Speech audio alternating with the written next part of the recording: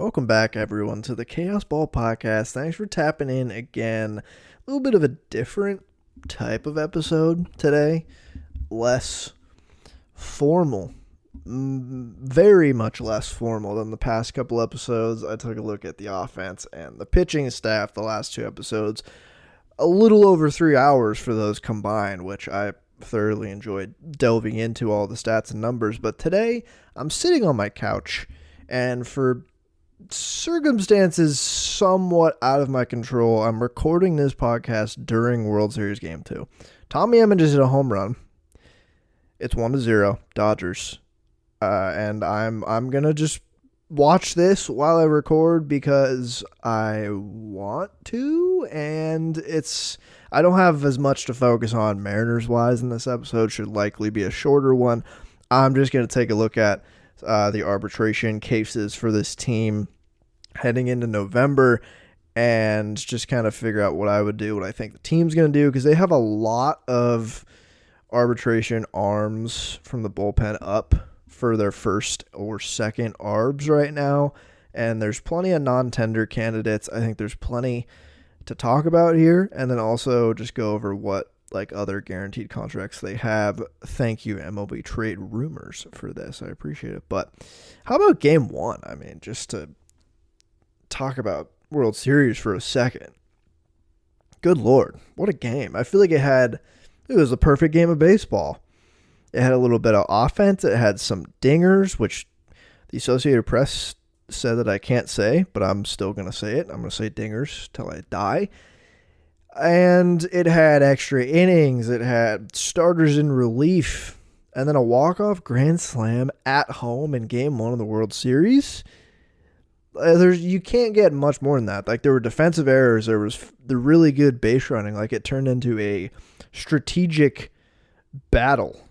I mean, every game is technically a strategic battle, but you know what I mean. I mean, it had it all. And Joe Davis on the call, I think he absolutely nailed the walk-off. That was phenomenal.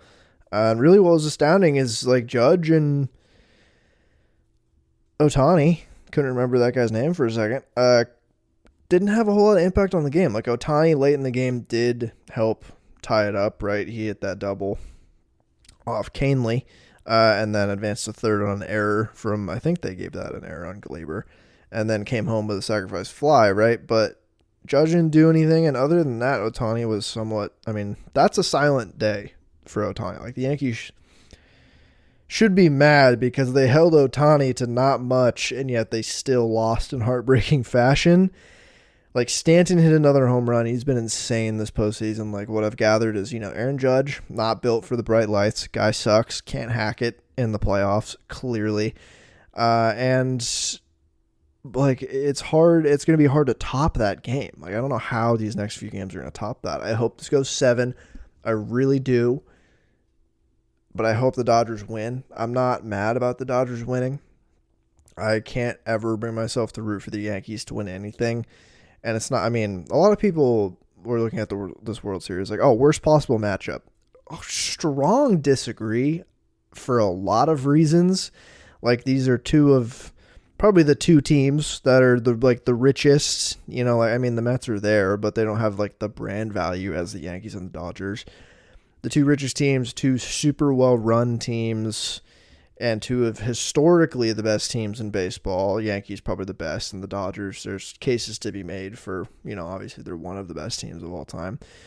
There's so much to root for in this series for a casual to just root for good baseball, and you saw it in Game 1. I pity the people who didn't want to watch this World Series because they hated both teams. I think that is a really tough way to look at sports in general if your team doesn't make it or if you hate these teams. Even if you're a Guardians fan, I still think you can very much enjoy this team. And I think most people would hate watch the Yankees. Unless you're a Giants fan or maybe a Padres fan. I think other than those two fan bases, I don't know who else would be actively rooting against the Dodgers here. And you have two historically New York franchises that were rivals for a while before the Dodgers came and went west. You have Aaron Judge and Shohei Ohtani. You have Juan Soto and Mookie Betts. It's the opposite of last season.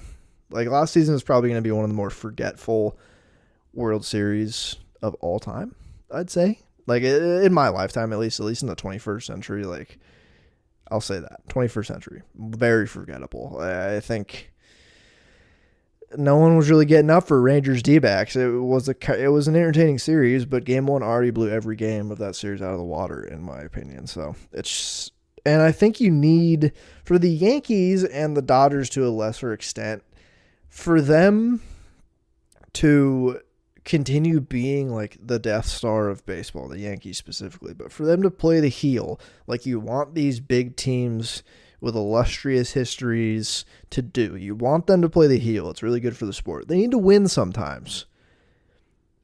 So no matter what happens, this is phenomenal for baseball because either the Dodgers win and then there's even more of a target on their back for how good they've been this century, or the Yankees win and they haven't won since 2009 and they get their 28th ring, and then there's like kind of renewed hatred because they're a lot more relevant now. I think if the Yankees went on the next 50 years and never win another ring, I think people would be happy about that because they hate the Yankees, but the hate would diminish. The hate diminishes each year they don't win and they can't play the heel. So this is good. This is good. I think this is a good World Series. I love it. It's also very emblematic of, in my opinion, the election. I'm like rooting for the Dodgers, but I'm not, because I absolutely can't root for the Yankees ever. So I want the Dodgers to win, but I also don't really like the Dodgers. Kind of a lose-lose situation for a lot of people. There's a lot of parallels between this.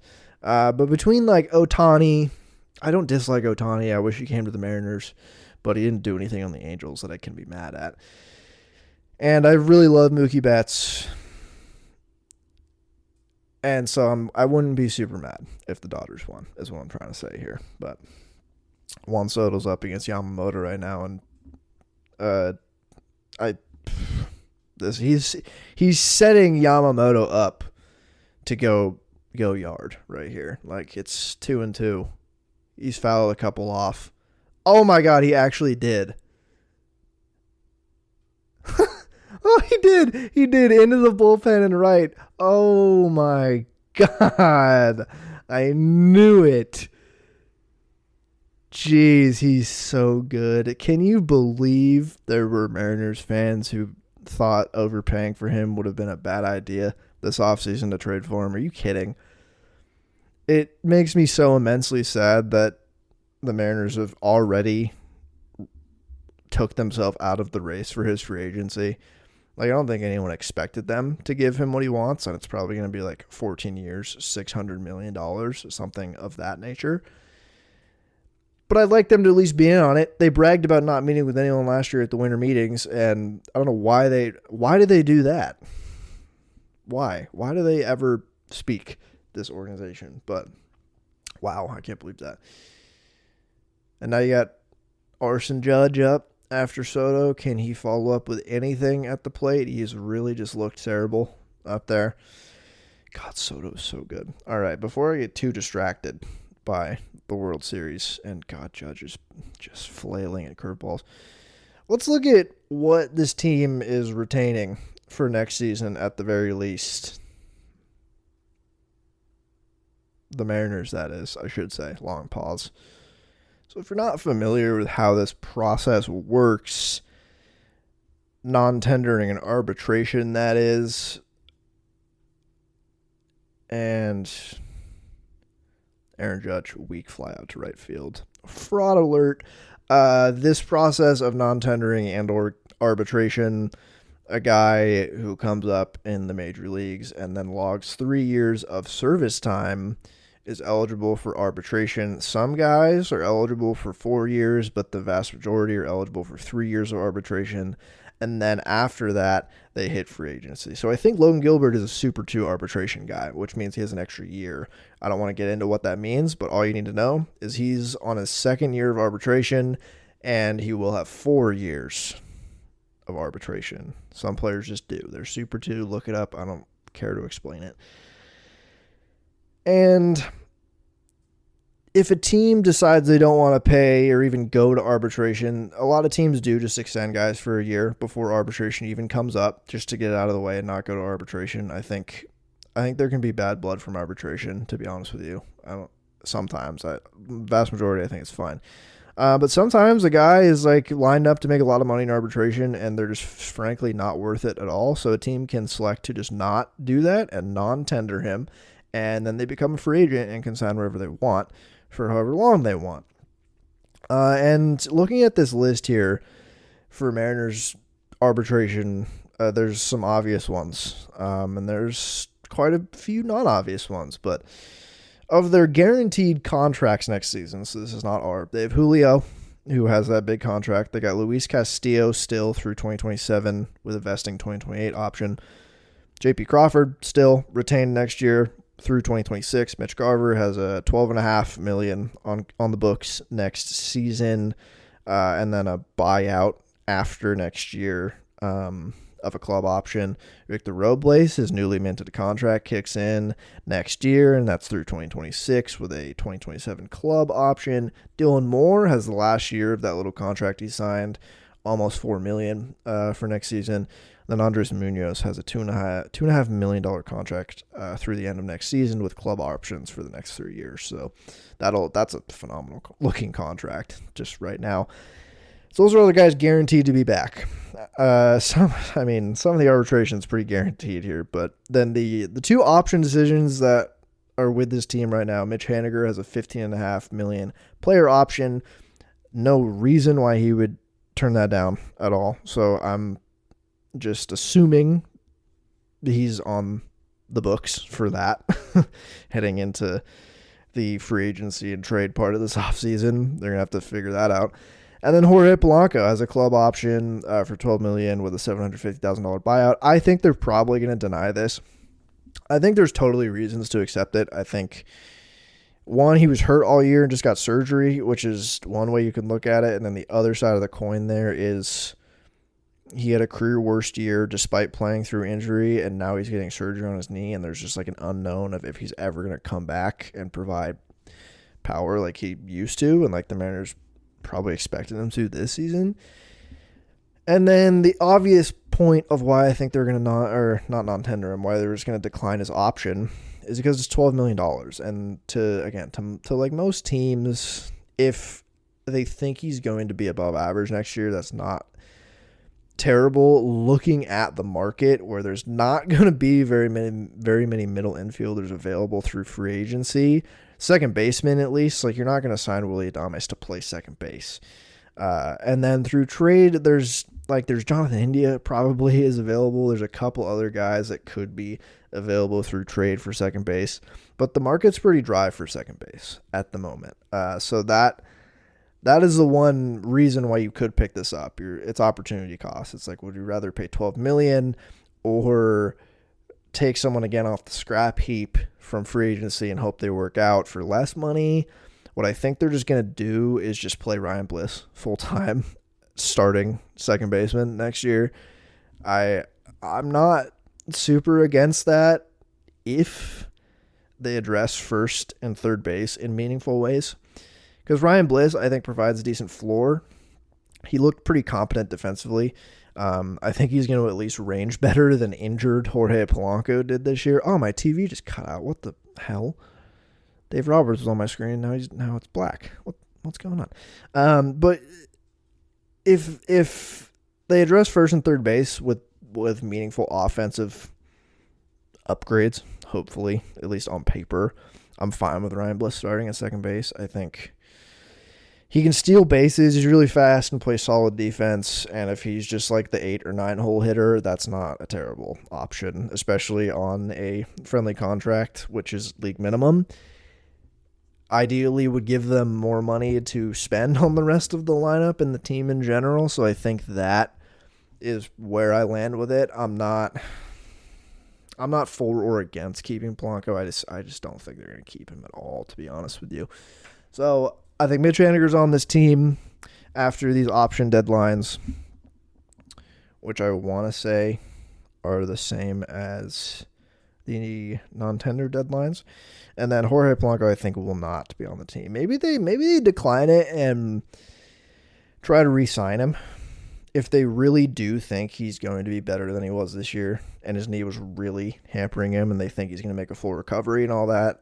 There's so much that we'll literally never know, probably, about that whole situation. But if internally they really do think he can be useful next season at second base and there's not a better alternative and they don't super believe in Ryan Bliss as a full-time guy, maybe they deny that club option with like the caveat of like, hey, we're going to try to bring you back for like 2 years at less money. Like maybe they bring him back for 2 years and the same amount of money, but just spread out over 2 years, like 2 years, $12 million. Maybe that's not enough. I don't know what his market would be in free agency, but also totally an option there. And now let's really get into it, why I'm doing this podcast.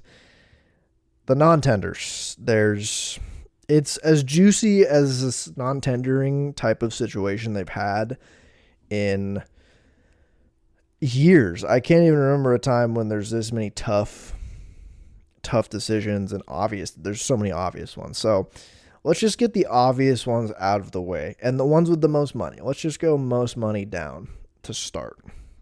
So Randy Arozarena, he is up for arbitration.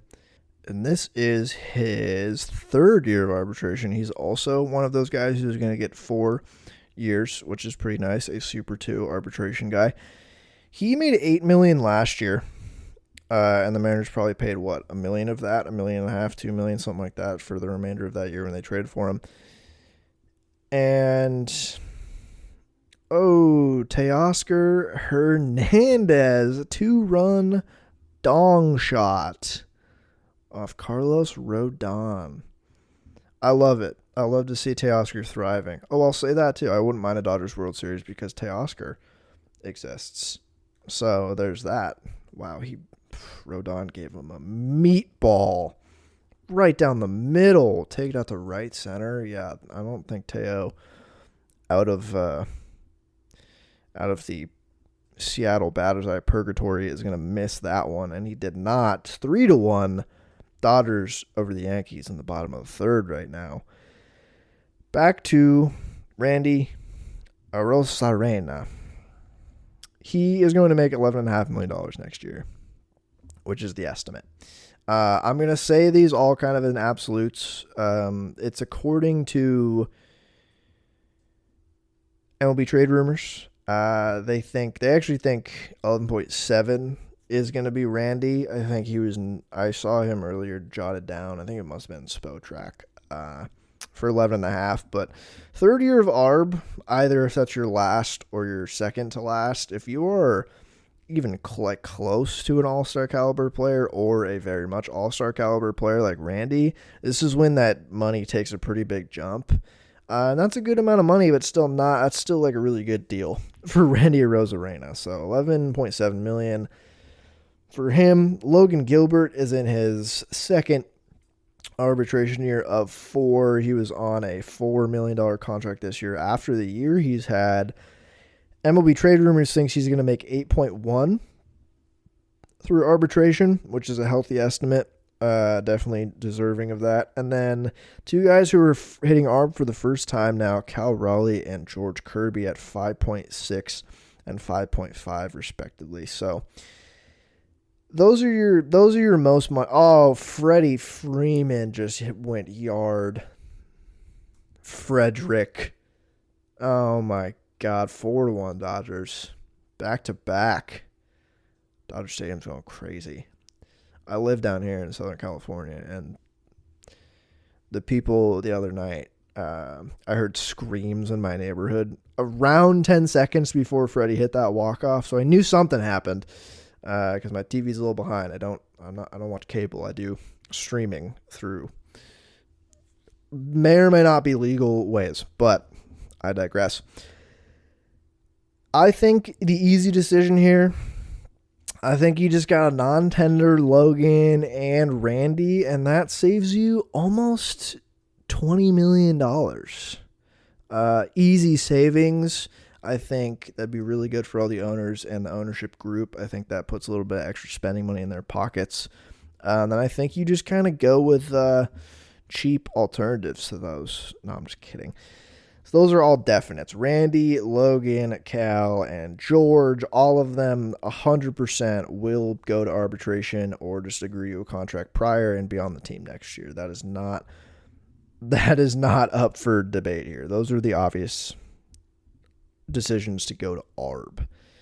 The obvious decisions to non-tender, I think there's only one truly obvious one, and it's Luis Urias for $5 million, because I think this is his last ARB year. Could totally have that twisted, but I think it is. And he's 100% getting non-tendered. There's no chance they keep him around for $5 million. So he's gone. And then the other two that I think are close to that are Sam Haggerty, which this will be his, I think his one of his early ARB years. He's up for $900,000 according to MLB Trade Rumors. That's his ARB estimate. I think the year he had was really unfortunate. Oh, Tommy Edman double. He has been killing it, man.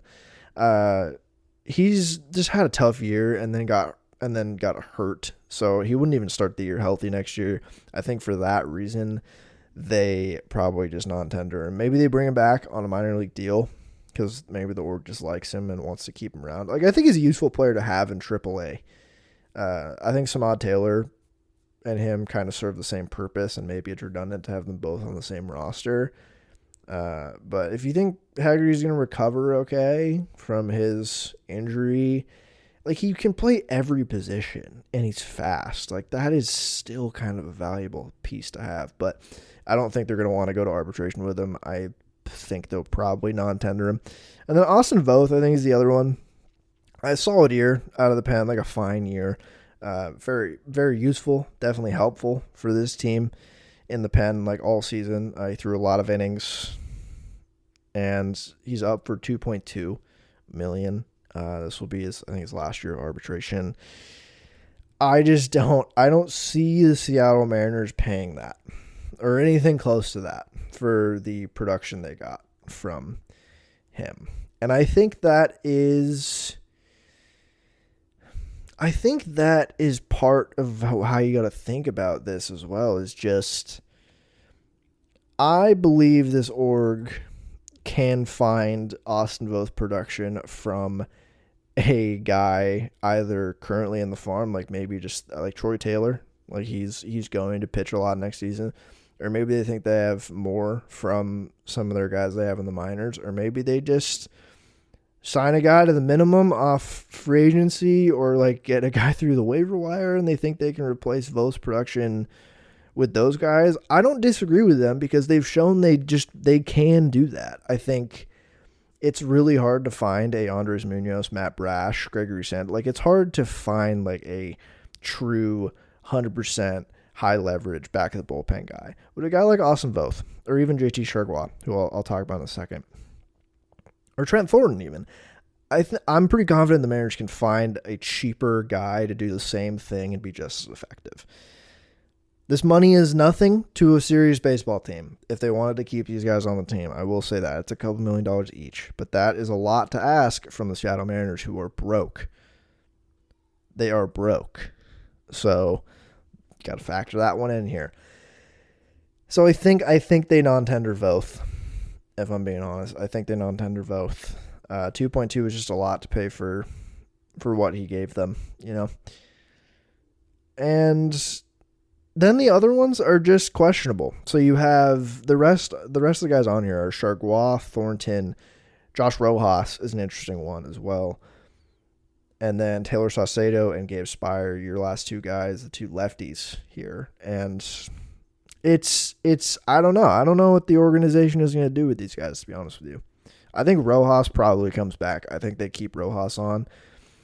I think it'd be worth it. $4.3 million is the estimate from Trade Rumors, and I think that's fair. I mean, he was more or less league average offensively most of the season with Gold Glove caliber defense at third base. I think I said in the episode a couple weeks ago, his best role in my opinion is hitting mostly against right-handed pitchers when they can, and backing up third base and second base and playing 100 games in a season, maybe appearing in like 130. But I don't think he should be starting more than like 110 on a serious baseball team right now going into 2025. I think he'd be a perfect, ideal second base, third base backup versus right-handed pitching, something like that. And $4.3 million, I don't think they'd get. I think they'd pick that up and then potentially even include him in a trade. I don't think it'd be worth it to them to let him walk and then try to replace that at third base and get another big leaguer to either back up or start at second base, third base, where he could play. I think they'll keep Rojas. So then it's really just down to the remaining bullpen arms. Trent Thornton, I think, and I sung his praises a little bit in last week's episode just because he pitched so much. He was a workhorse out of this pen this year with just good output, like not amazing, not bad. For the amount of innings he pitched with his ERA and strikeout numbers, it was fine. It was a very good year, I thought, for him. But I think also factoring in like dollars per production, it's probably huge for the Mariners. I think it's huge for most teams to get the most out of what they're spending, but especially with teams who don't like to spend as much, like the Mariners. And Trent this year made $1.2 million, and it's estimated around 2 is what his arbitration would be. 2.1 is what it's looking like on trade rumors. Similar to Voth. I don't know if the Mariners would ramp up to over 2 for him. I think I like him a little bit more than Voth, but I think he's probably subject to reliever volatility just based on what he does, and it's just Mr. Spin. He just spins stuff up there, lets his stuff play in the zone. I think they might non-tender him as well. I don't know. It depends on internally what they all think of these guys. In my mind, anything over 2 for a reliever in arbitration for the Mariners, they're just not going to pay unless their name is Matt Brash or Andres Munoz or something like that. So I don't know what they do with him. I would like to keep Trent Thornton. I think he's quite useful, but we'll see. And then Chargois, he was on 1.285 this year. The Mariners probably paid him nothing just with how salaries work. The remaining of that, they probably paid like a couple $100,000 for the rest of the year. He is estimated for 1.7, so probably that 1.7 to 2-ish is probably what he'll get in arbitration if they choose to go to arbitration with him. I think he's a more obvious non-tender than Thornton is. I think they'd probably rather keep Thornton than Chargois. I think Chargois and Voth are probably the top 2 non-tender bullpen arms from them. I think, again, you got to factor in the innings that they'll get from Troy Taylor next year. Ideally, Santos will be back healthy. Brash will come back hopefully sometime in June or July. And then there's always plenty of relievers to take a chance on for league minimum or like $1 million in free agency. And again, like I've said, I trust this org to kind of squeeze the most out of guys like that. They've proven that they can. And so I think, and Chargois, he was really solid just as kind of a throw-in acquisition deal. But I think he was really solid. I think he really was fine for this team and pitched a lot of innings that they needed. His peripherals did not look as pretty as his raw stats, which is the reason why I think they're just going to non-tender him. Wouldn't be surprised if they brought him back on like $1 million contract or something and just didn't want to go to arbitration with him.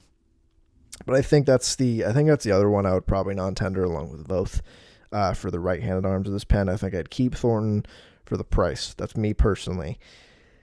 And then probably non-tender Chargois on both, and then search in free agency or trade to fill those innings, or even just look internally. I'll talk about prospects in my next episode. I think there's plenty of farm hands right now that have the potential to throw some meaningful innings in the pen next year. Some of them are starters. Like, will Logan Evans remain a starter?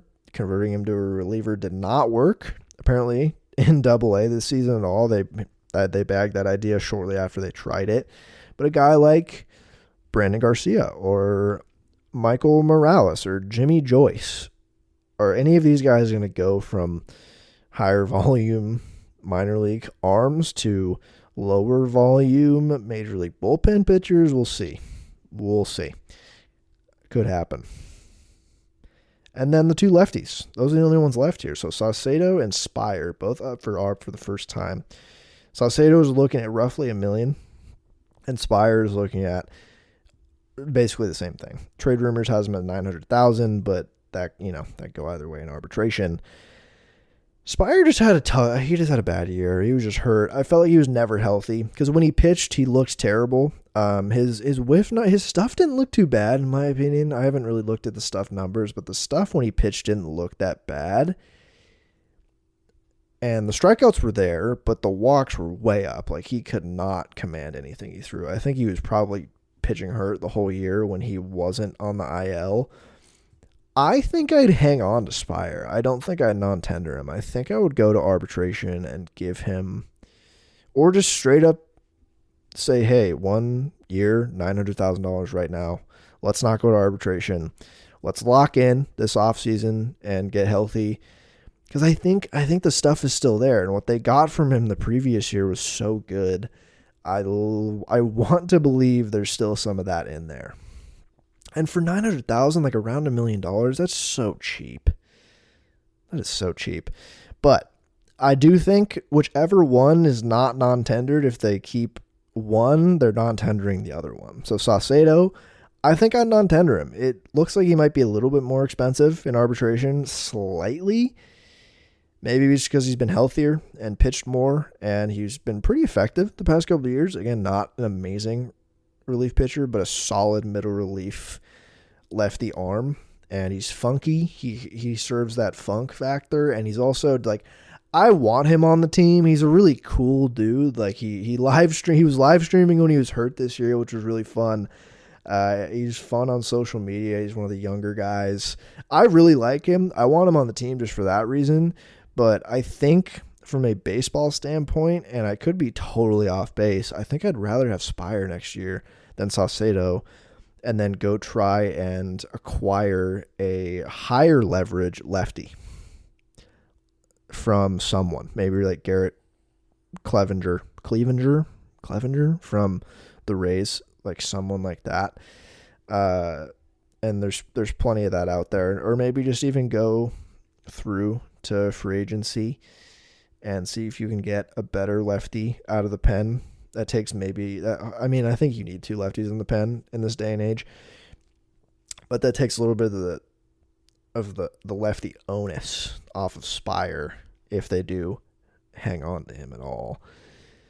So I think that's what I would do, but I don't know what they are going to do. I have no idea. It's hard to guess their next move as a team. They're very confusing. I think no matter what, Urias is non-tendered. And I think it's likely that Voth and Chargois are with him. And then I think between Thornton, Spire, and Sauce, I think they hold on to 2 of those guys. Not all 3. I think one of those guys is gone. I think Haggerty is probably gone. And then I think Rojas is back. And then obviously Randy, Cal, George, and Logan are all back for pretty significant sums of money for them. Good for them. And that has to be unfortunately factored into their free agency discussions with this team. So if they do buy out Polanco, that saves the $12 million. That's negated immediately by Mitch Garver's contract. And then you pack on $15.5 with Mitch Haniger's player option. You have a new contract for Victor Robles. And you have Castillo still makes a lot of money. Julio is going to start making more money.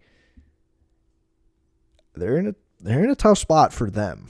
They still have a relatively low payroll for what they should have.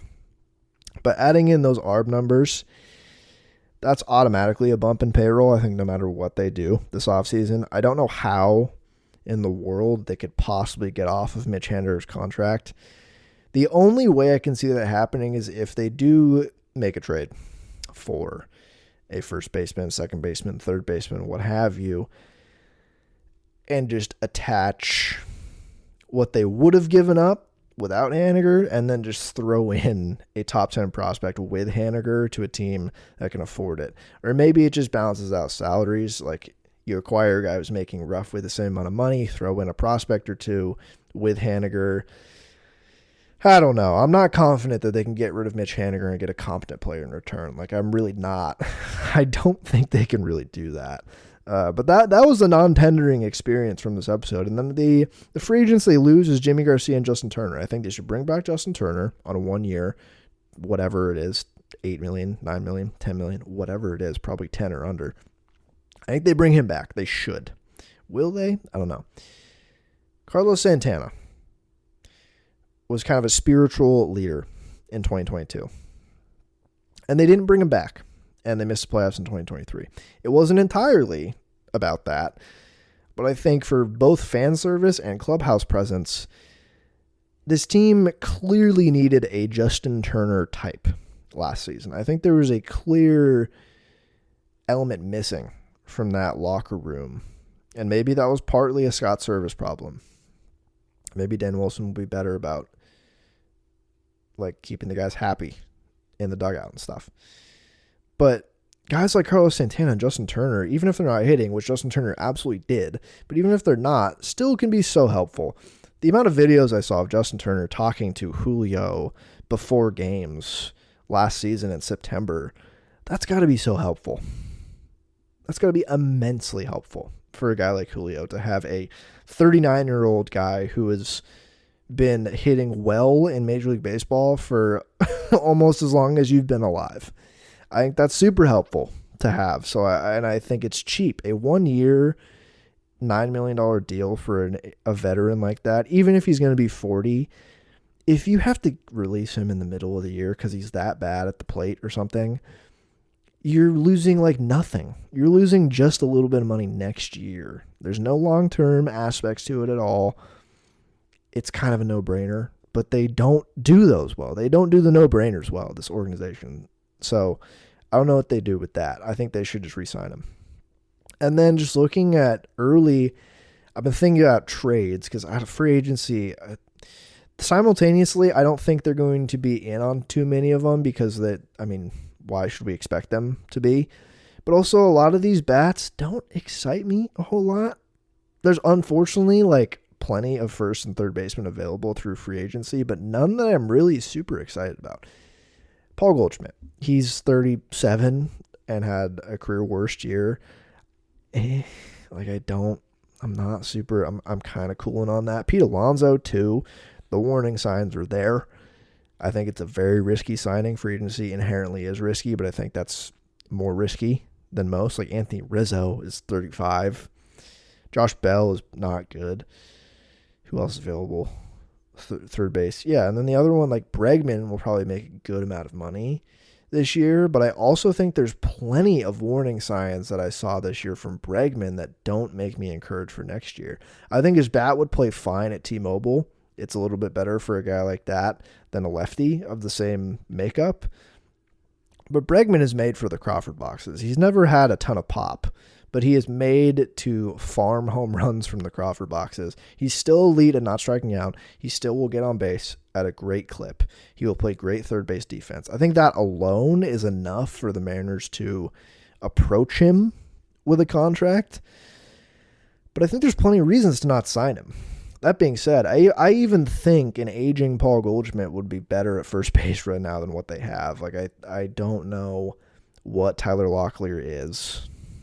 I don't know. I think Jerry Dipoto is probably frothing at the mouth with the amount of trades that he is going through in his mind.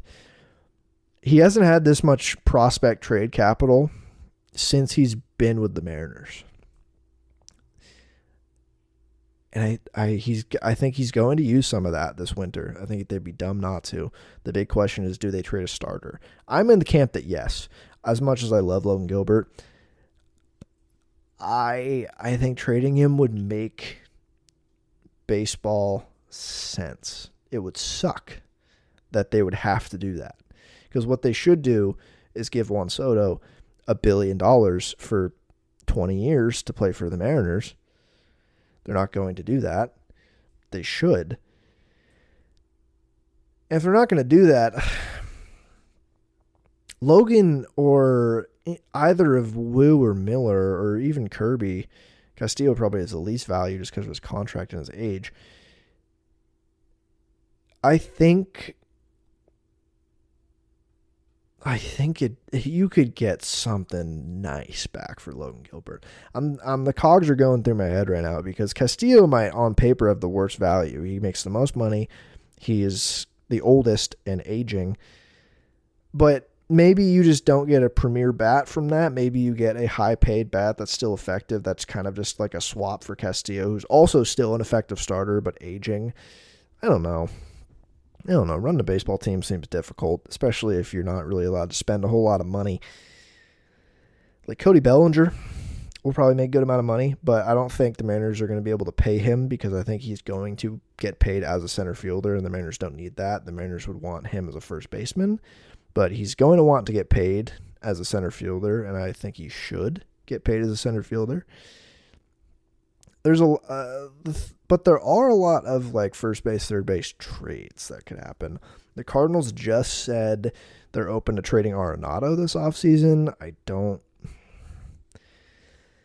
Similar to my concerns about like the other guys like Alonso and Bregman in terms of the warning signs of aging are there. But what you get from him defensively is basically the same thing you got from Rojas last year, and I think the offensive floor is higher. Despite him having a couple rough offensive years. I think like Ryan Mountcastle could be available from the Orioles. I think an Orioles trade for a starting pitcher goes to the Orioles and bat comes back to the Mariners, whether it's Mountcastle or Kobe Mayo. I think Mountcastle is more likely to move. That is certainly a thing. I think Josh Naylor is a name I've seen thrown around because he's just making a good amount of money, and the Guardians obviously don't want to pay that. I think it's like $9 million. I don't know if his profile is the best for the Mariners, but I think, again, he'd be better than the alternative. I don't know. They're in a good and bad spot. If they're really this limited with money and free agency, again, like they have so much prospect capital to trade from, they just have to trade from it. Because I don't know what they're going to get from any of these top prospects next season in the major leagues. And your starting pitching core and your core like Julio and Cal are only getting more and more expensive as the years go by, exponentially expensive. And a lot of these top prospects might not make any meaningful contributions to winning baseball games in Seattle until 2026. Maybe even 2027 for a decent amount of these guys. Can they wait that long? I don't know if they can. So I don't know.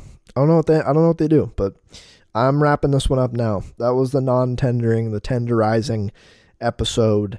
That was my take on what they should do in the non-tender situations. I'm still on my couch. I'm still watching the World Series. The Dodgers are still winning, and I will be back soon with a minor league podcast.